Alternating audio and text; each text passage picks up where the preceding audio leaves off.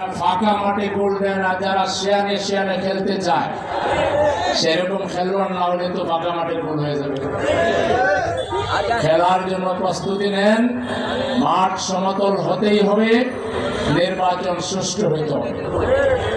এরপরে তারও আগে শর্ত হলো জুলাই যে সনদ আমরা ঐক্যমত হলাম সেই সনদের বাস্তবায়ন করতে হবে, আইনের রূপ দিতে হবে এবং এই সনদের ভিত্তিতে নির্বাচন হতে হবে এবং সকল সংস্কার কমপ্লিট করতে হবে। কোন সংস্কার বাকি রেখে আপনার সনদে স্বাক্ষর হবে না এবং সনদ আইনি রূপ পাবে না। এই ক্ষেত্রে আমরা খুব আশ্চর্যের সাথে একটা দলকে দ্বিচারিতা অবলম্বন করতে দেখছি। তারা আগে ডিসেম্বরে নির্বাচন চাইছিল, ডিসেম্বরে নির্বাচন না দিলে ইউনূস সাহেবকে তারা গতি থেকে হটাই দিবে। এরপরে যা বুঝতে পারলো ডিসেম্বরে নির্বাচন আদায় করতে পারবে না, আমাদের আমিরে জামাত আগেই দূরদর্শিতার ভিত্তিতে বলেছিলেন ফেব্রুয়ারিতে হবে, সেটা মেনে নিল। কিন্তু নির্বাচন যতই বলুক তারা জুলাই সনদ বাস্তবায়নে গড়িমসি করতেছে। তারা লেভেল প্লেইং ফিল্ডের কথা মোটেই বলে না, তারা অস্ত্র উদ্ধারের কথা বলে না, সন্ত্রাসী গ্রেপ্তারের কথা বলে না, চাঁদাবাজ দরবার কথা বলে না। এ থেকে বোঝা যায় এই দলটা দেউলিয়া হয়ে গেছে। সঠিকভাবে সুষ্ঠু নির্বাচন হলে তারা আর ক্ষমতার দ্বারে কাছেও আসতে পারবেন না। সুতরাং সামনে জামাত ইসলামীকে দেশের জনগণ পজিটিভলি দেখতেছে, কারণ জামাত ইসলামী সবথেকে অভিজ্ঞ রাজনৈতিক দল, জামাত ইসলামী সুশৃঙ্খল রাজনৈতিক দল, জামাত ইসলামীর লোকেরা লেখাপড়া করে, জামাত ইসলামীর লোকদেরকে প্রশিক্ষণ দিয়ে 54 বছরে তৈরি করা হয়েছে।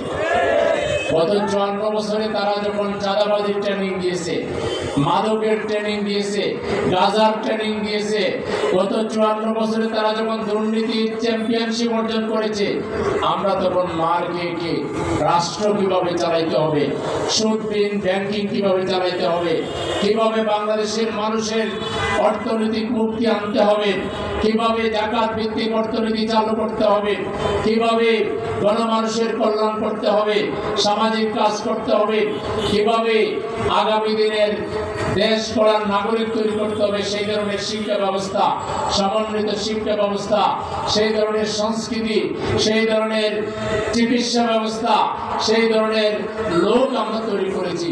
যখন তারা চাঁদাবাজি, টেন্ডারবাজি, কোন দর্শন, মারামারি, কাটাকাটিতে লিপ্ত, একটা দল বাংলাদেশের ক্ষমতায় যাওয়ার আশা করে, কিন্তু সেই দলটা নিজ দলের উপর নিয়ন্ত্রণ রাখে না। বসা, এই যে এখানে তো লোক বসা আছে হাজার হাজার, একটা লোক বসা নিয়ে কোনো মারামারি করে না, কে আগে বসবে কে করবে, বরং মানুষ একজন উঠে আরেকজনকে জায়গা দেয়। আর ওদের ওখানে যদি একটা মুরব্বী লোক দাঁড়ায় থাকে, বাচ্চা পোড়া সে বসে থাকবে, জায়গা দিবে না। একটু তারে উঠতে বললে সে চেয়ার দিয়ে বাড়ি লাগাই দেবে। বসা নিয়ে মারামারি, বক্তৃতা নিয়ে মারামারি, পদ নিয়ে মারামারি, মাইকে আসা নিয়ে মারামারি, বক্তার পিছনে কতজন দাঁড়াবে মারামারি। আমাদের কাছে আছে নাকি বক্তার পিছনে একেবারে বক্তার ডাইনে বামে সামনে এমন ভাবে দাঁড়াবে, বক্তাদের কখন কি অবস্থা হয় আমরা। সর্বশেষ প্যাকেট খাওয়া নিয়ে মারামারি। আর একটা দল করো, এতটুকু উদার হও না কেন যে এক বেলা প্যাকেট একটু খিচুড়ি অথবা একটা পাউরুটি বনরুটি এটা না হয়ে তুমি দোকান থেকে পয়সা দিয়ে খাই পেল, দলের ইজ্জতটা রক্ষা করো। এ তো হীন, এ তো সংকীর্ণ না। নিজ দলের অন্য লোক একটা প্যাকেট খাইলে তোমার কি অসুবিধা হবে? হ্যাঁ, প্যাকেট কেন খাইল না এটা নিয়ে মারামারি। তো যে দল প্যাকেট নিয়ে মারামারি করে, চেয়ার নিয়ে মারামারি করে, নিজ দলের উপরে